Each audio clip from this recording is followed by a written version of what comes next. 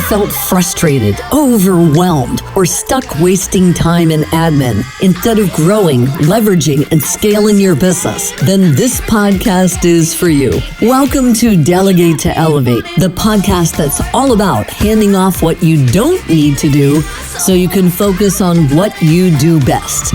So here's your host, Bonnie Schutz. Hello, everybody. I'm Bonnie Schutz, your host of Delegate to Elevate. Get done. Like I say, almost every guest I bring, am super uber excited to bring on my next guest, who has been a huge inspiration for me in this second act of my life. I'd like to introduce you to my guest today. Her name is Barbara Brooks, and I'm going to read a little bit about her and and probably put in a little bit of Bonnie-isms in there because she just touches my heart and has just been side by side with me through this thing called business in our second act. So Barbara Brooks is a powerhouse, Bonnie, age positive speaker, consultant, and founder of Second Act Women, a trailblazing community empowering women 40 plus to thrive in business and life. Recognized by PBS's Next Avenue as an influencer in aging, Barbara's impact spans a 21,000 person digital community. And regular pro-age expert segments on NBC's 9 News in Colorado. She's been featured in Forbes, Fast Company, Market Watch, CBS Colorado, and Colorado Public Radio. Honored as a leader in diversity by the Denver Business Journal in 2024 and one of Colorado Women's Chamber of Commerce's, a client of mine too, thanks to her, top 25 most powerful women in 2023. Barbara's work challenges ageism and advocates for multi-generational inclusion with boldness, heart, and humor. Yay. She has made people. From speaking at Denver Startup Week, a thing that I think I've mentioned before on the show, just so you know, and a Microsoft HQ, to sharing her insights on Pfizer's Menopause Unmuted podcast, Barbara's voice is reshaping the narrative around women 40 plus in work and life. Through Second Act Women, she partners with corporations to foster inclusion and amplify the power of middle-escent, love that word, women. Barbara also hosts the new podcast, Second Act with Barbara Brooks and Friends, diving into careers, business ownership, and life in middle-essence with actionable tips and engaging conversations. Find her all over the internet, especially on socials and at Hey Barbara Brooks. Everybody, I just have to tell you that Barb is an amazing person, and I am so thankful for you coming on today, my friend. Thank you. Thank you. I'm very happy that we met in the shuttle 6 years ago. Oh my gosh. And you know, this is a perfect place for me to share that story, and I'll try to make it fast so you can shine your brightness. But earlier, a few minutes ago, I mentioned Denver Startup Week. So it's a big week for entrepreneurs in the city and county of Denver, where entrepreneurs and new business owners, second actors, career pivoters go to learn from multi people, right, Barb? They learn from all the pros, and you tramp around downtown Denver for a week and go to all these events, but you have to sit and figure out which ones you want to go to. Well, I had just done my pivot out of corporate into my second act, and I'm, how Barb likes to call it, imposterisming instead of imposter syndroming. And I'm imposterizing all over the place. Imposterizing. I'm going to do that word. I like that. Imposterizing. All over the place. Like, what do I go to? I'm looking through the list, and I see this thing about women in their second act, and I'm like, I'm 48 years old. I was 48 when I left corporate. I said, these might be my people. So I left my then business partner, who was a guy, and, you know, he could go do his thing and find some sales things. I said, I have got to go to this women's thing. Well, that was it for me. I was hooked in line and sinker. I literally found out where Barb co-worked when I heard her talk. And it was 2 different places that had a little shuttle bus in between them. Well, I parked in their middle parking ground, and I was going to take the bus down to where I knew she had an office.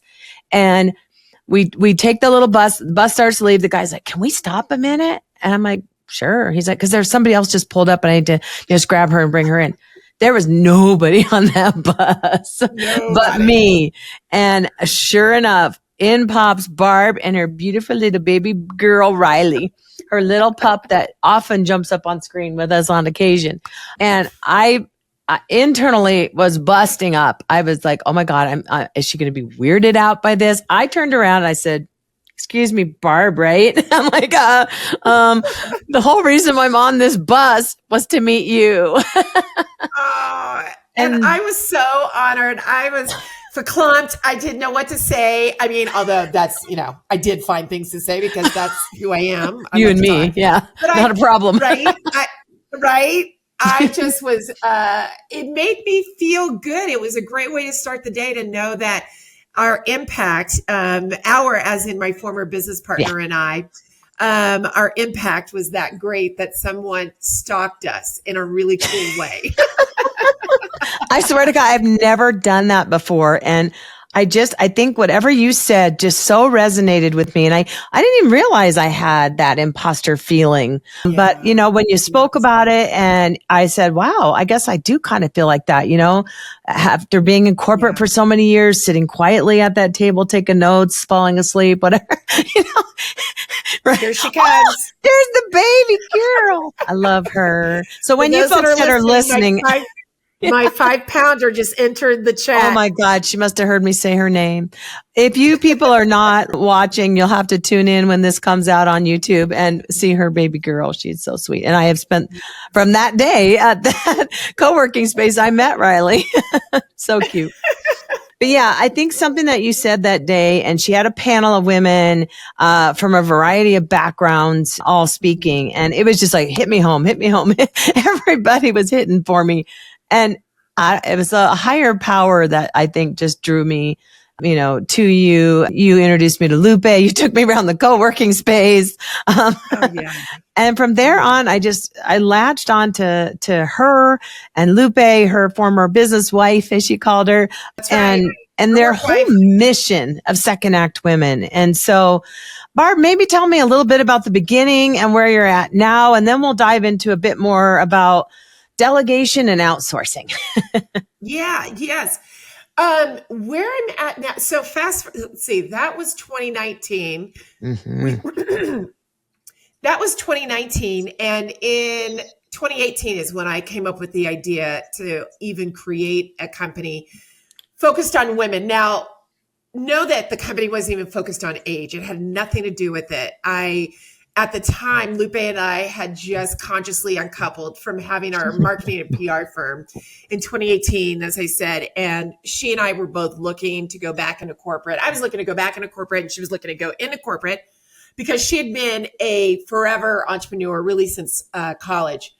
Wow. And I couldn't get a job. I can't tell you how many resumes I sent and how many times I got ghosted and how many of the other things that I got, not a cultural fit, not necessarily did they say that in those exact terms. Yeah, but you knew it. But, overqualified, underqualified, all the things to say that basically I wasn't, their person. It wasn't until I did some marketing research and some brainstorm sessions with friends who were of all ages. So that's important to note. Mm-hmm. Even my former intern at the time, who was in her late 20s, all of us got in a room, three different times I brought different women together. And so that's when it started resonating with me that maybe this company, this thing that I needed to pull off the shelf that I talked about for so long, needed to focus on women and women over a certain age in particular, because the women were saying oftentimes they'd go to events and they'd feel left out, unseen, invisible, undervalued, weren't a part of the cliques, finger quotes, that they would see often happen with the younger crew, frankly. Mm-hmm. So that's when I had my aha moment and I said, oh my gosh, I know what my company's going to be. It's going to be to help elevate women over 40, 50, 60 plus, to help them find their way for fellowship, in a sense, to come together at these conferences and special workshops and programs to really help them through what Lupe and I had gone through. By the way, what had happened was when I created this, Lupe and I sat at a bar drinking some beers, trying to come up with the name of the company. But before that, or during that time, Lupe was still trying to find another job. She was just like, as a friend, hey, let's get together. Let's figure out, what this company can be, and so on and so forth. Right. And we had a bunch of names scribbled on a piece of paper, and no chat GPT back then. Yeah, right. No, none of that. So she went about her day and her weeks. And then once I landed on that the company was going to be for women over 40, that's when I asked her, I begged her to join me again. Aww. And she said, I'll give you 20% of my time, because she really wanted to work for a company. Yeah. And, that was August. By August, she said, I'll give you 20%. And then I had a bevy of volunteers, women who were starting to understand what we were trying to put together. And then by February, Lupe was all in of 2019. She said, she calls me up and says, okay, I want to give you they were an awesome twosome too. Come in. Awesome. That's cool. Yeah. So that's, sorry. So that's okay. It's okay. That's where it all started. It started with Biz LifeCon. The company was only going to be an event company of conferences. And right. I also was, before it was Second Act Women, it was going to be Women's Business Week. So it was going to be a Denver Startup Week meets South by Southwest. So I bought up all the URLs. I still own all the womensbusinessweek.coms and orgs and all that. I'll remember that. Right. So the company was launched. Yeah. I'm glad you launched. Yeah. And everybody, as things progressed, I attended their events and got to meet some amazing people. I have pulled amazing friendships from that community, and I have seen them grow and pivot. In fact, I gave them a new word before Chat GPT even existed. Because I was sitting here going back and forth on my chair when I was on a call once, and I said, why don't we call it swivel? And we started using the word swivel in your marketing. It was during COVID. That's right. It was during COVID. We were in a workshop, and we were hosting a workshop on careers and career pivoting. And Lupe and I were like, as wordsmiths and marketers and PR specialists, we were like, we got to come up with a different name. Everybody's using pivot. Yes. We don't like to do what everybody is. And that's when you said, everybody was throwing in their ideas in the chat. Yeah. Swivel. I swivel. I swivel every day between three different things. Yeah. Yeah. That's amazing. Yeah. So between that and just feeling so empowered and such a sense of community, I was able to thank you. I was able to find clients. It was not a place where I sat and handed out business cards. Let me tell you that first and foremost. Right. They came super organically to me. So thank you for the clients that I found through friendships and through community in Second Act Women. You being one of them for a while you could. And that was amazing. And your story is pretty interesting in that when we can segue it into the whole delegation thing, they were in a good place to bring on a virtual assistant from my team. So her and Lupe were still working together as a pair, and they brought on a BA from my team, Kristen, shout out. Yes. And they worked with her as long as they could until COVID struck and Lupe had to do what she had to do. God bless her. Barb was so understanding. She cried every time she said her name for about a year. She still does. That's okay. We love you for that vulnerability. But, Lupe's still there for you. And, we all know she is when she can be. But so Barb worked with us, graciously stepped away because things just didn't align. She became a one-person show. It really takes a gut punch when you lose a partner. I've been through too, so I get it. But, she was very honest with me. I will come back. I want to come back. I love working with my VA, and I will come back. And that just makes me think, like, as an entrepreneur and small business owner myself, sometimes it's just like that old saying, things come to you for a season. And that was a season. Doesn't mean that season isn't going to come back, because seasons come back every year, right? So I think that season will come back. She's doing lots of good things. Absolutely.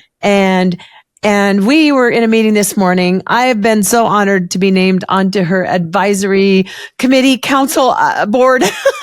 Not I sure. was going to mention that Thank the you. way things turned out to be was your assistant is out of Minnesota, and Yep. as you said at the top of the show, you were able to secure Colorado Women's Chamber of Commerce. Yes. And because Simone, the president, and I were in conversation, I was a mentor for the organization, and she happened to mention something about her calendar and how she had several of them.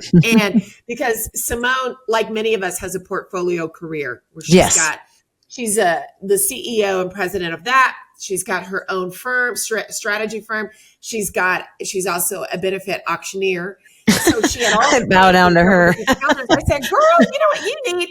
You need a virtual assistant. Yes, she does. And so made the introduction, and because of the caliber of work they needed, I recommended Kristen because Lupe and I had already worked with, and this is where aging comes into play.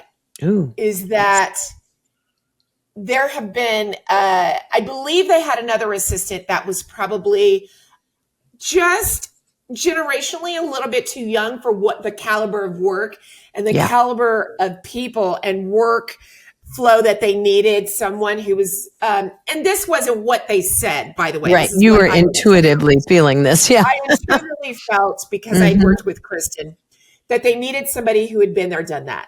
They had needed someone who can, when you delegate to this person, you know that they've got the initiative and they've been there, done that with certain things. That's that power of community and network, right? That's through the Second Act Women. That's like how that ripple effect happens, because you had worked with my company's services and you felt good enough with that. Plus the fact that I was supporting you and being an insider member of Second Act. You're like, she's got my back. I got her back. I'm going to refer her out. I mean, that is powerful. And then somebody like Simone, this high, powerful businesswoman in Denver, was, she took your word as gold. Like, if Barb's telling me to go this way, I'm going to go this way. And I still have her as a client. So thank you very much. I would take her word as gold. Yeah. You're like, I'm taking that in. My word is gold. Yeah. Mine is platinum. No, I'm just kidding. There you go. Platinum, right. So tell me what that was like when you first brought Kristen on, and what kind of challenges you had. Cause I feel like you've been open and honest with me with how we are. And even me, and I've admitted this before, like having been an EA and delegated to for 30 years, how hard it is to like let go of things. How did you do that in the beginning? How good were you in the beginning at it? Well, because what we were talking about this morning, so going back really briefly, Bonnie is now serving as an advisor, one of a few advisors for the company, Second Act Women, because I knew I needed help. I can't do it all as a solopreneur. So yes, if we back up, my first foray into knowing that we needed help, and this is when Lupe was a part of the community, or was a co-founder, was we had received an $80,000 won of Facebook Meta. That's right.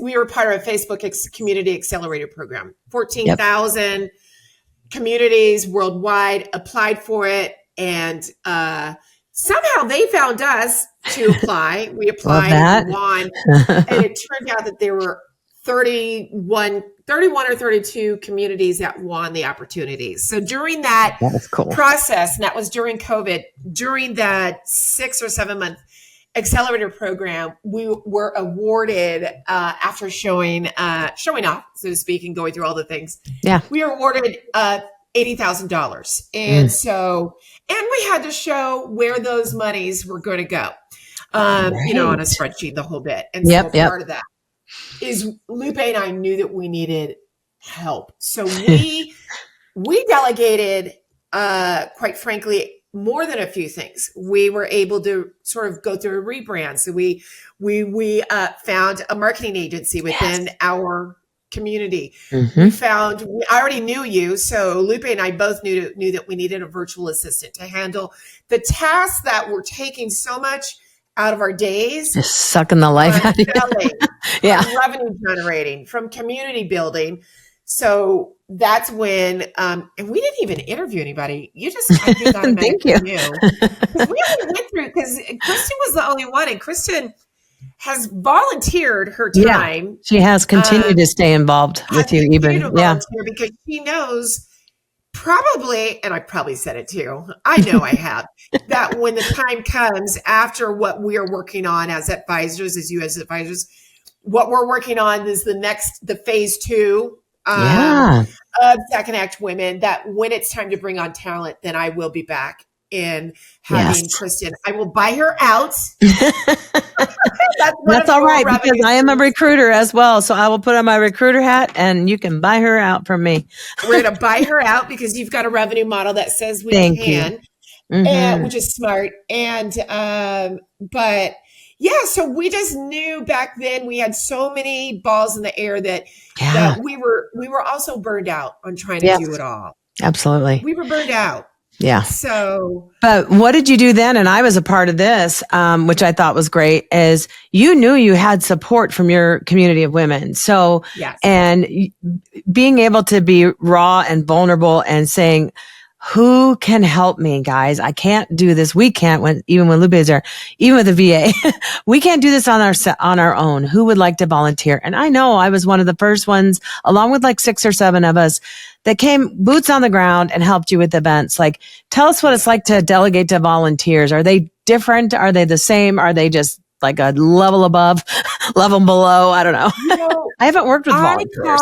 I call our volunteers are an extension of Second Act Women. They really are. And if I could pay them, I will. I would. But, it's funny. They probably wouldn't take a dime. They probably wouldn't. So I call them our impact crew.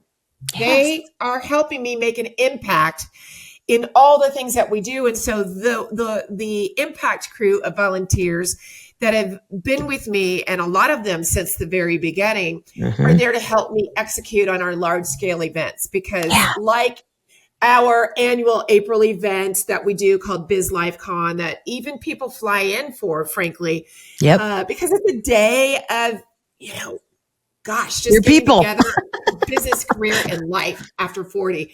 Yeah, right. So they mean a lot to me because they're really an extension of, they're a part of the talent. They're also my brand advocates. So when they're out, so when they're out handling the pop-up marketplace, for instance, or Chris is my second in charge of overseeing the event, that project management. Event management. Yeah. Right. So they know, all of them. Right now I've got 8 or 9 of them, and from Vail to here. Nice. They know, the brand. And so they know how to represent Second Act Women and the whole bit. So they mean a lot to me. That's my delegation. I love that, because we haven't talked about delegating to volunteers yet on this show. So when I thought about that, when you mentioned it, I was like, that's perfect, because that's an option when you are a newer startup even, and you're not fully funded, and you just don't have the annual revenue yet that you can, delegate something out to somebody or outsource it. Ask for volunteers. Amen. Let's do it. Especially those that believe in your mission and your vision and are probably in that target demographic as well. Yeah. So not only do they believe in it, but they're a part of your community somehow. Right. Really important. And also a part of the delegation is the advisory committee, because again, you're delegating your brain to people that might not think like you do. Right. Which, in the meeting this morning, I had, Jen say, wait, whoa, before you do that, remember to do X. Yes. And before you make these moves, do this. And you know what? I needed that realness.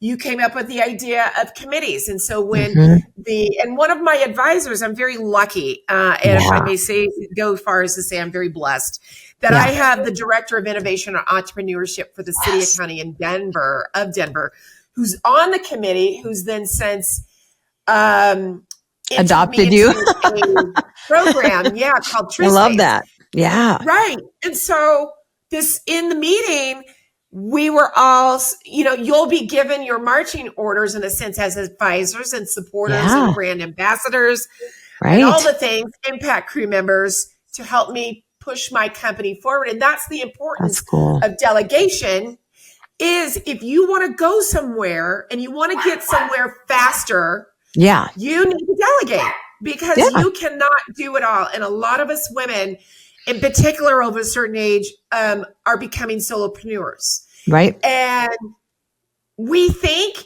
that we are great at multitasking. I've said it myself. I like to think I'm great at it, but in actuality, are we really? Without being able to delegate. My husband hated when I used to say multitasking. I'm multitasking. So I said, how about rapid task switching? I always like to change words. Just make it sound like something new. Reframe it. Reframe it. See, reframe it. Yeah. Instead, but yeah, no, I absolutely love that. And that kind of makes me think of the importance of relationship building because of your relationship building in your community and further. Somebody like that, and I don't know how to say his name. I'll just say, hey, Mike. Somebody like, hey, Mike, wanted to work with you. And he's a guy. It's not even in our demographic. Right. And I mean, that is you, girl. That is you and your personality and how you exude, just people just want to be around you. And I try to emulate that. And I feel like I'm doing a pretty dang good job. I'll just take it. You're doing a great job. And people like him, I mean, I'm just honored to be sitting, on that committee with him or on that board with him because, and the rest, because they are just awesome because they have generated from your relationship and my relationship with you. So thank you again. And can I tell you what I have seen a difference in you? Is you mentioned at the top, so I wouldn't say this without you having mentioned it first. Yeah, sure. You mentioned you have imposterism because again, that's what I call it because it's not, I don't like to use the word syndrome because we're not sick. Don't you Google how imposter syndrome came to be and it was men. I love them. I'm single and I'm looking for them. She's single and looking, guys. Right. It was a male that if you Google it, that came up with the term in the 18 or 1900s. Really? And, and it had something to do with women, by the way. I read it in Vogue about a year ago, how it all came to be and how she believes it came to be. So anyway, I won't go into that story. So that's why I call it imposterism. Because I don't want to put syndrome, I don't want to attach a syndrome to it because we're not ill. You're not sick, but it's real. And what I've seen in you, and this is why I love this community as many times as an entrepreneur, I've wanted to sunset it and say, oh my gosh, the revenue isn't where it needs to be. I'm ready to give up. Or other people or family members, not my mom, but just, other people, because my mom supports me in anything I do. But people in your life will say, well, I don't get it. Why are you doing it? You're not, So what has happened, so the imposterism comes in. Yeah. So, what has happened is you have gone from having imposterism to, I see you, because I see you often, not having imposter syndrome and instead making bold moves. Kick that to the curb. Right. And I think it's from being a part of my community and the community you're a part of. Yep. And surrounding yourself with the right people. Yes. And I will say also, I'm like just throwing out the accolades. And I'm hot flashing, so stand by. I'm kind of feeling that way myself. I'm peeling off my jacket. I'm peeling it off. We're vibing off each other here. That's it happens. I'm hot flashing. Okay, folks. So for me to have the courage to do this right now, put this face out to the public and speak to you with confidence, Barb gave me my very first opportunity on a stage. I subbed in on a panel about a subject that I knew. And so in the past, old me, and I don't mean old as an age, old younger me, would never in a million years have stepped on that stage. But one, because Barb asked me, I was like, I can't let her down. Two, because I'm like, I looked at the panel. I'm like, I know as much as they know. I think I do. Now I know I do. So I got up there and did, contributed as much as I could. But then sure enough, she asked me to be on another panel at another year's Denver Startup Week, which just got me so involved and more passion about helping women change that narrative of ageism and being over 40 that we're expiring and all that jazz, which is so effed up. Oh, yes, it is so it's bleeped up. It is. And it's not click up. It's just jacked because I have so much more to give now than I did when I was younger and working in corporate because of my experience and my age. Boom. Absolutely. The wisdom, the judgment, the critical thinking, the creativity, the innovation. Yes. I mean, look at you. You are a portfolio career person as well, launching businesses and things, probably more so than you thought you would be. Exactly. When we were in Colorado Springs, because we're both from the same hometown, doing our thing as high schoolers and college, kids, whatever. Yeah. I personally would have never thought that I think my DECA teacher knew I was going to be an entrepreneur. DECA. Oh, wow. That takes me back, DECA. Right? I wasn't in it. Of America. Thank you. I have some friends in that have support DECA students. I love that. And there's no way. Girl, I didn't even go to college.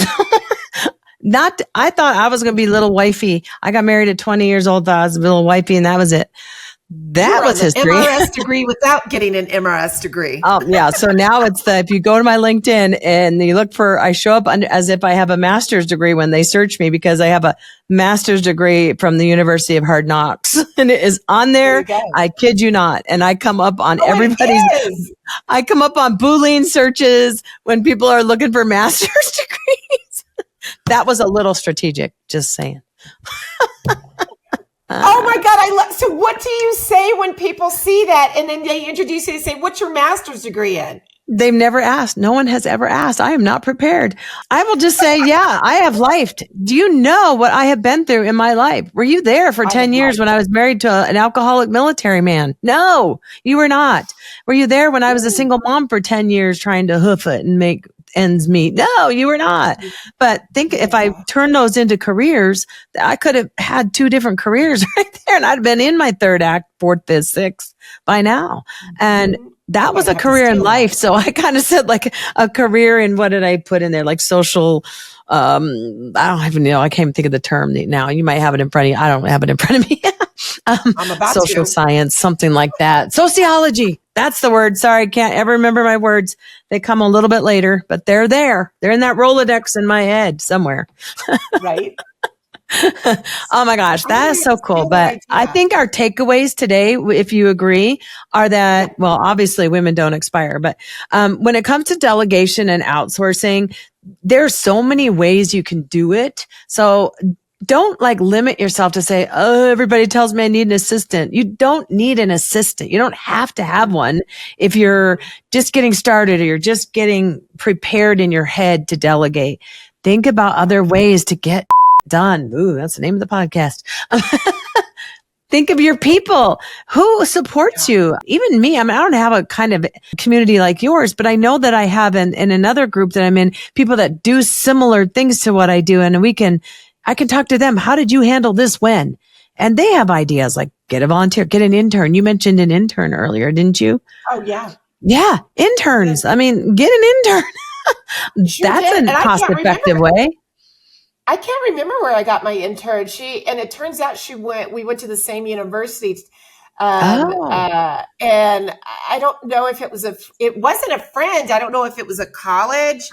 Oh, there's yours. My girl's going to have a little screen time. Your little girl. Look at my Macy baby. Goodness. Okay, Riley, come here. Riley, say hi to Macy. The people that are just listening are going, what are these women doing with their dogs? Come here. We're getting Riley and Macy to say hi. Come here. Mine watches TV. Mine, I wish, would leave me alone when I'm on my podcast, but she's so sweet. I can't take it. Look, say hi. Oh, we just love them. Okay, so we're going to have a show. Bring your dog to work day. I bring my dog. She's my grand dog, actually. So. Oh my gosh. Go away. Go see that's Mommy. Your granddaughter? Oh, I love it. Your granddaughter. That's my granddaughter, since I'm not a grandma. Anywho, but yeah, folks, I would say think about be creative. That's one of the C's. I had an episode early on called the 7 C's of successful delegation. And one of them is creativity. So be creative in your delegating and your outsourcing and think of ways that you have micro influencers. There are people that want to do things for free because they just want to get started and learn how to do it. So yeah, that would be a takeaway for me today. Is there anything else that I missed that the audience might, grow their minds with for delegating? No, outside of that, if you are looking to grow your company, think about getting advisors. Even you don't need as many as I have. I just happen to know quite a few people that come from different areas that I needed to be a part of my committee because they're 14 strong. But even if you just had 2 or 3 advisors that you meet with, that you can eventually, that are brand advocates and understand again and get your mission. Yeah, absolutely. You can get free coaching. I get free coaching from people I call my power partners because they're in similar but not exactly the same types of business. And so they can like, did you ever think of this? Did you ever think of that? Just like an advisory board. Love it. Oh my goodness. Absolutely. Oh boy. So I think this is a great way to end the day with these words of wisdom from women with wisdom over 40, because we have done some lifing. I just want to say that I'm going to drop all of Barb's information down below. I want you to follow her, like, share, follow her journey, invite her to speak at your events, things like that, please. especially if you're kind of focused on an audience of women 40, 50, 60, 70, 80, because I have met the way up there women, and God bless them. If you have that kind of thing, if you can't find her, ask me, reach out to me. I'm always available. And I hope you'll like, share, comment, do all the things. Leave me a review. And if there's something else you want Barb to come on back to the really big show, we'll ask her back. Absolutely. And have a great day. Thanks, Barb, so much for being here. I appreciate you more than you know, my friend. So that's it for today's episode of Delegate to Elevate. Head on over to Apple Podcasts or wherever you listen and subscribe to the show. One lucky listener every single week that posts a review on Apple Podcasts or iTunes will win a chance in the grand prize drawing to win a $15,000 private VIP day with Bonnie herself. Be sure to head on over to delegatetoelevatepodcast.com. That's with the number 2. And pick up a free copy of Bonnie's gift and join us on the next episode.